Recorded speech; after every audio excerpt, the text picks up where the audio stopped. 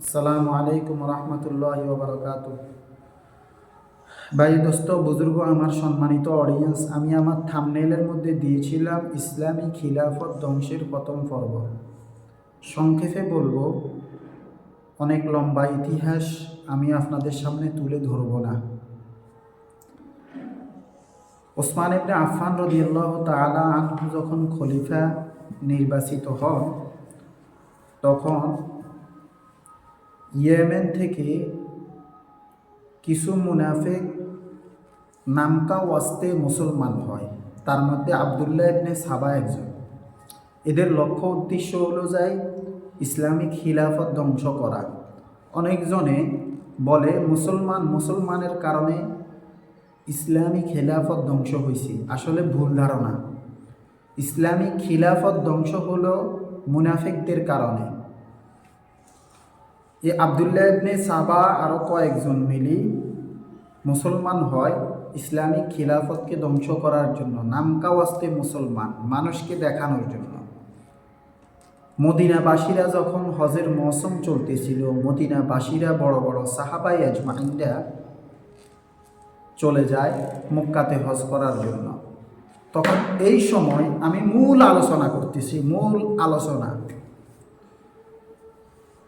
হযরত ওসমান ইবনে আফফান মদিনাতে ছিল। মদিনাবাসীরা যখন হজ করার জন্য মক্কাতে চলে যায়, তখন 13 জন লোক আবদুল্লাহ ইবনে সাবা সহ মিশর থেকে, সিরিয়া থেকে, বিভিন্ন জায়গা থেকে সন্ত্রাসী হায়ার করে নিয়ে আসে আবদুল্লাহ ইবনে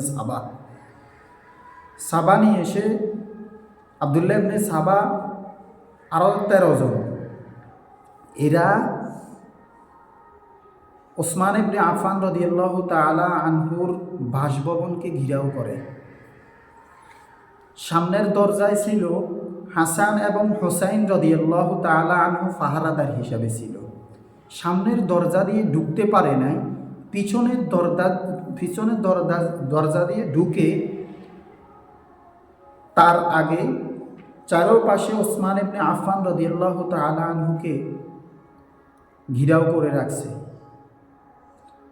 ওসমান ইবনে আফফান রাদিয়াল্লাহু তাআলা আনহু ওই দিন রোজা অবস্থায় ছিলেন। ওসমান ইবনে আফফান রাদিয়াল্লাহু তাআলা আনহু রোজা অবস্থায় ছিলেন এবং তাকে যখন ঘিরাও করে ফেলছেন, তখন তিনি নামাজে দাঁড়িয়ে গেছেন। ওনাকে শহীদ করার পূর্ব মুহূর্তে উনি নামাজে দাঁড়িয়ে গেছেন। নামাজ শেষ করে তিনি কোরআন শরীফ পড়ার জন্য বসলেন।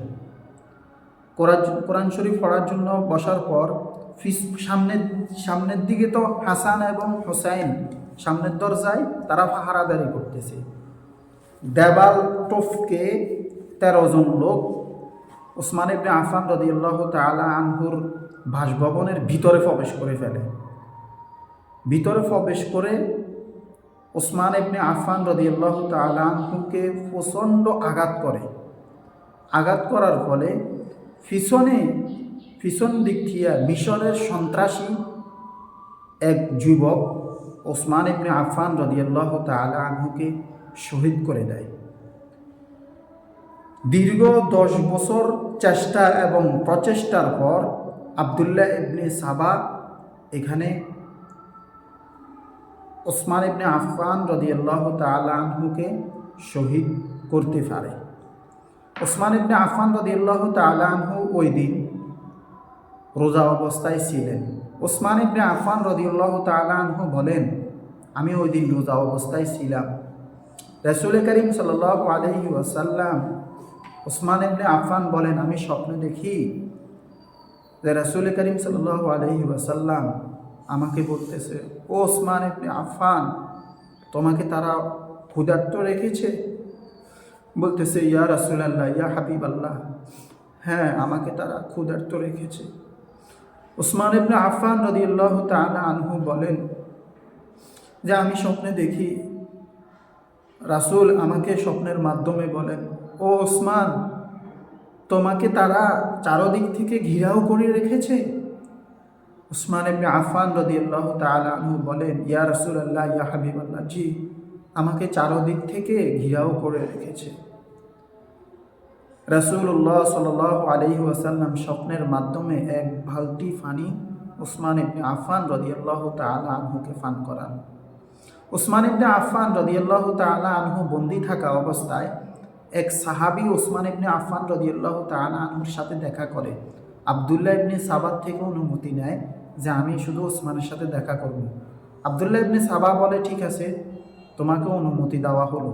যখন উসমান ইবনে আফফান রাদিয়াল্লাহু তাআলা আনহুর কাছে ওই সাহাবিটা যায়, তখন এই ঘটনাটা বর্ণনা করে, স্বপ্নের ব্যাখ্যা, স্বপ্নটা বর্ণনা করে ওই সাহাবিকে শুনান।